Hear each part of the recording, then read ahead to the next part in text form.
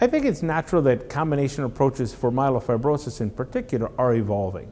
As a cancer center director, I'm mindful that most malignant diseases we treat are not with monotherapy. The cellular aspects of diseases, whether they be hematologic or solid tumor, are complex. And trying to inhibit multiple pathways is logical and makes sense. I think in MF, I think we have made significant benefit with JAK inhibition, but we know that there is still further opportunity in terms of efficacy for single agent JAK inhibitors. So I think combinations with a JAK inhibitor base are important.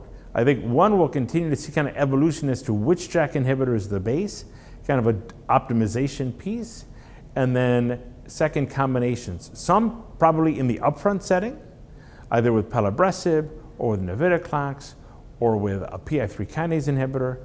We have phase 3 data that are evolving. I think we'll need to see what those efficacy numbers look like, where there are specific subgroups that might suggest which drug over the other.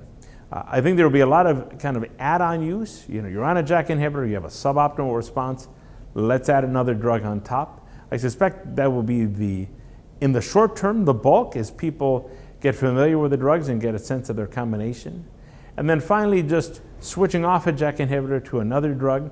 I think that's probably the least attractive of the three buckets, but it's still critical that we have drugs in that space.